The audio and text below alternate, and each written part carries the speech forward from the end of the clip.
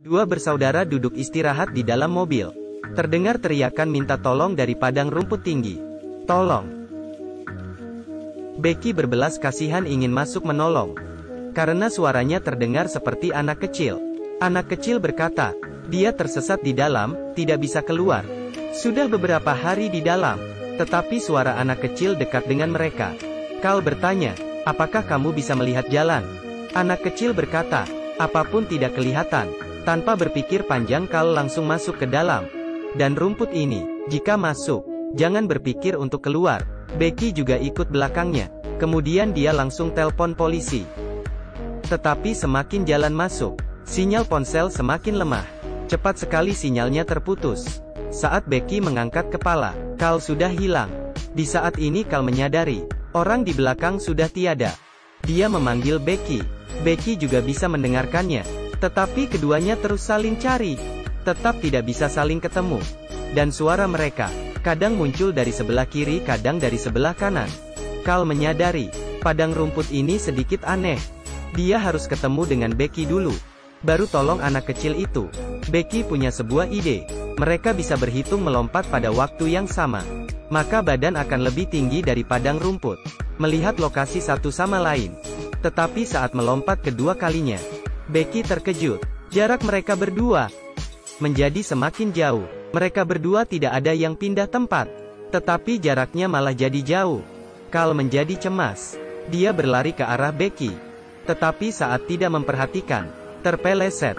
Di lantai lumpur hitam semua. Di sampingnya ada anjing yang sudah membusuk. Apa maksud petanda ini? Anjing pun tidak bisa keluar dari sini. Sekarang hari sudah semakin gelap. Saat ini, muncul seorang pria di samping Becky. Pria ini berkata, saya adalah ayah dari anak kecil itu. Berkata bahwa dia dapat membawanya keluar. Becky tidak percaya.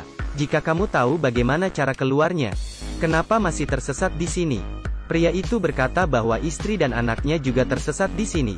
Dia masuk untuk mencari mereka. Dengan kurang percaya, Becky mengikuti pria ini. Dan di bagian Carl, dia juga bertemu dengan anak kecil yang minta tolong itu. Anak kecil berkata, padang rumput ini bisa bergerak, tetapi tidak bisa memindahkan mayat. Carl tercengang, bertanya padanya, apakah kamu sengaja menyebabkan kami masuk? Anak kecil itu tidak langsung menjawab. Hanya berkata, kami sekeluarga juga mendengar teriakan tolong dari seorang pria, makanya masuk, kemudian tidak bisa keluar lagi. Carl dibawa ke depan batu. Anak itu berkata padanya hal yang terjadi di padang rumput ini. Semua diketahui batu ini. Jika menyentuhnya, mungkin akan tahu di mana adikmu. Carl percaya. Tetapi saat dia mau menyentuh, terdengar suara Becky dari belakangnya. Dia berhenti sejenak, masuk lagi ke dalam padang rumput. Hari berikutnya, seorang pria bertopi, saat melihat mobil Carl, menghentikan mobilnya di jalan. Orang ini adalah adik iparnya Carl. Karena dalam waktu yang lama tidak bisa hubungi pacarnya, sepanjang jalan menanyakan keberadaannya. Sekarang sudah ketemu mobilnya, orangnya pasti ada di sekitar.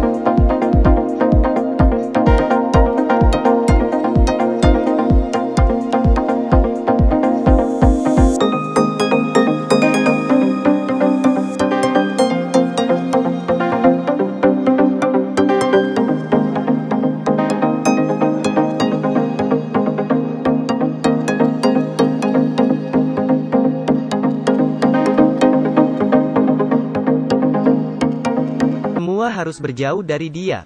Mungkin ini adalah indera keenam wanita. Becky juga merasa orang ini bermasalah. Ayahnya masih mencoba menggoda mereka untuk menyentuh batu. Tetapi sudah tidak ada yang percaya perkataannya. Dengan marah, dia tarik istrinya, memecahkan kepalanya. Mereka semua langsung berlari, sembunyi di dalam sebuah gudang. Di atap gudang, bisa melihat gereja di luar padang rumput. Tetapi padang rumput ini seperti labirin. Sama sekali tidak bisa keluar. Saat ini mereka melihat seekor anjing masuk ke dalam padang rumput. Kemudian langsung dipindahkan ke jalan raya. Sepertinya di sini adalah jalan masuk ke dimensi lain. Padahal sudah ketemu hal yang baik. Tetapi pria bertopi tidak berdiri stabil. Dan terjatuh. Tidak sempat menolong dia. Karena ayah anak kecil sudah mengejar ke atas. Mereka hanya bisa tinggalkan pria bertopi dan pergi dari sini. Ayah anak kecil terus mengejar. Menjatuhkan Carl. Kemudian mencekik lehernya. Kita bisa lihat di dalam layar. Bukan hanya satu mayat Carl saja. Kelihatannya adegan ini sudah terjadi berulang kali.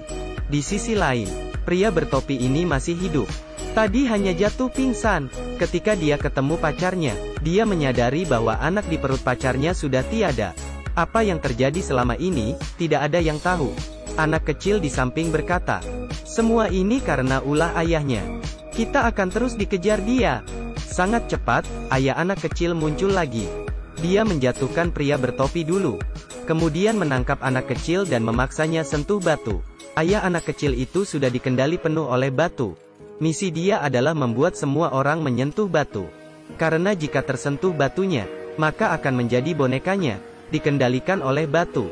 Saat ini, Becky sudah sadar. Dia bangun dan menusuk mata ayah anak kecil.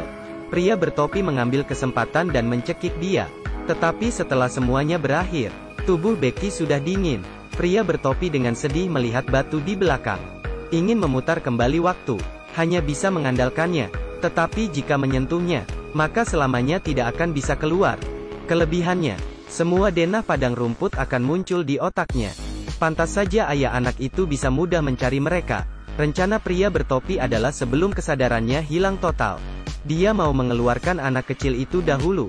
Menyuruhnya mencegah orang di putaran berikut agar tidak masuk ke padang rumput.